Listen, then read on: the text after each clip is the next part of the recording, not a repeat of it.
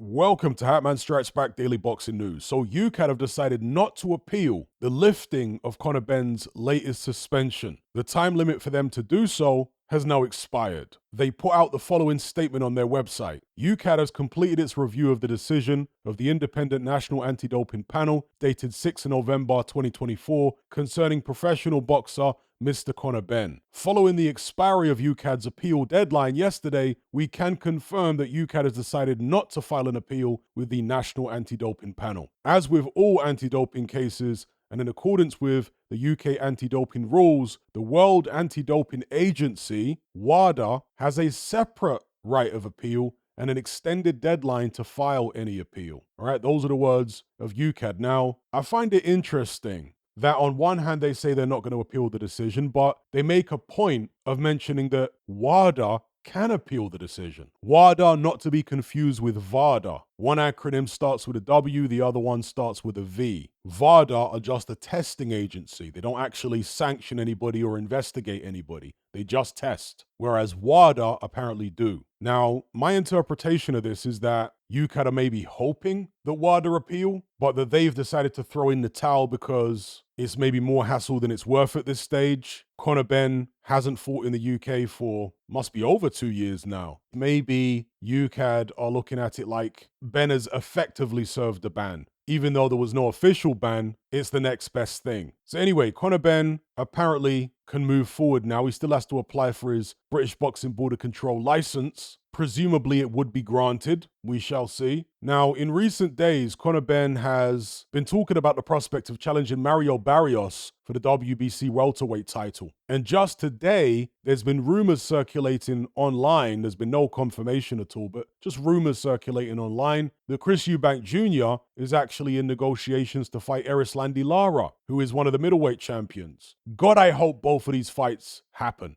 rather than Eubank versus Benn. I've been consistent the whole time, since before this PED saga, in the run-up to the fight date that never was, in saying that this is a weird matchup to me. I never liked it. Never liked Eubank Jr. versus Conor Benn. It didn't make any sense. Benn was on a completely different trajectory in his career. He was climbing the ranks at welterweight and looking good doing it. Why suddenly divert before he's even challenged for a title in his weight class and fight Eubank Jr.? Just a weird one to me. And this is an example, in my view, of something that just was not meant to be. You had a bunch of people trying to force this fight over the line for over 2 years, purely because of money, purely to try and take advantage of the surnames that both these fighters carry. The fight didn't manifest organically. And as with so many things in life, when you try to force an outcome that isn't meant to be, things tend to go badly wrong. Obstacles tend to be dropped in the way constantly, and you end up wasting loads of time and effort. You know, one of the first things that you're taught when you start boxing is not to go looking for a knockout. Just box your way into a fight,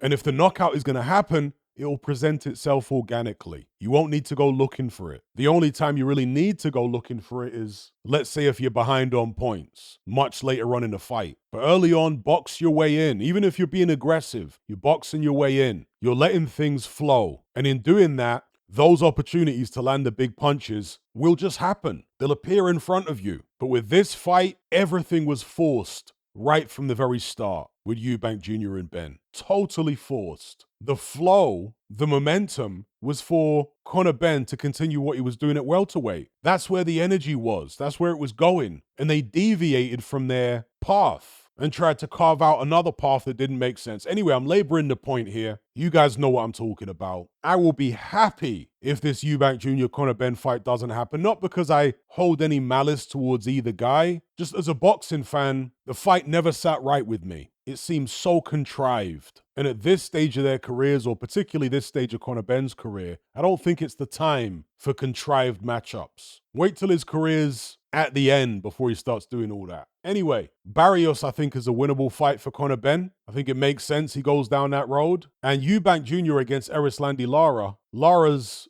I think coming up 41 or 42, but he's still a tricky customer. And Eubank Jr. tends to struggle against boxers. It's the best opportunity Eubank Jr. is going to get, I think, to win a world title. So if he's ever going to do it, he has to be now against Lara. And I'm not going to lie, folks, I'm not 100% sure he can do it, you know. As old as Lara is, he's still very slick. He's still a good boxer. He knows how to slow the pace down. And it wouldn't shock me at all. In fact, I might even lean towards Lara winning that fight on points. The last time Lara lost was to Jarrett Hurd back in 2018, and that was down at 154 pounds. And Hurd absolutely swarmed all over Erislandy Lara, didn't give him any space. And even then, it was a split decision. So a very close fight. These days, Eubank Jr. doesn't really swarm opponents anymore. So I'm not sure whether he can replicate what Jarrett Hurd did, to be honest. Eubank Jr. is faster than Jarrett Hurd, but his punch output isn't what it once was. And I think in order to beat Lara, he's going to have to channel the Eubank Jr. of old because he's never going to outbox him. Lara is a better boxer than Eubank, no question about it in my mind. In order to win, I think Eubank Jr. would have to fight a young man's fight. The problem is, he isn't that young. What is he, 35 now? Yeah, he's younger than Lara, who's, I think, coming up 42. But I'm not sure he's young enough. Not that I'm writing Eubank Jr. off in this fight, not at all. When you reach the age of Erislandy Lara, you can definitely come apart overnight. But in this case, I think Eubank Jr. is really going to have to push him in order for him to come apart. And I reckon it's going to be a tricky task. So if I had to put a percentage on it right now, I might edge it 60-40 in favor of Lara, maybe 55-45, something like that. But as I said earlier on, I think this is Eubank Jr.'s best chance of winning a world title if he's ever going to win one. It's this fight right here. So let's see if he takes the gamble and this matchup actually gets signed in the coming days or weeks. Let me know what you guys think about this in the comment section below. First of all, Conor Benn apparently being allowed to box again, at least as far as Ukad are concerned. He's still got to apply for his British license. And also the prospect of Conor Benn versus Mario Barrios and Eubank Jr. versus Lara,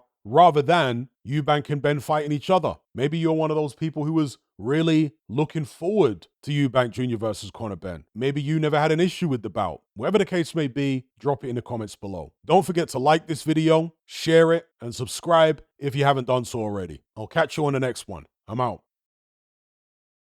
Are you surrounded by mindless bots in human form who adhere to the norm and blindly conform? Who swallow all the mainstream BS and actually ridicule you for questioning things? Do you wish you had more free-thinking individuals in your life to network and converse with? Well, look no further. We're right here. Come and join the Brotherhood of Reason on Patreon. You'll gain access to my weekly topical content where we take deep dives on an endless variety of subjects, as well as my vast back catalogue of podcasts, videos, interviews, movie decodings, and my Confessions of a Nightclub Bouncer series. You'll also get to talk and network with myself and hundreds of other people in our members chat. You can enjoy all this via the Patreon app or on desktop and download all my podcasts in high quality MP3. There's no contract, no commitment. You can cancel at any time, just like Netflix, but it's a hell of a lot cheaper. Just download the app from the Play Store or the App Store, or simply visit patreon.com on a web browser. Then head on over to my page and select the tier called the Brotherhood of Reason. All the links are in the description box below.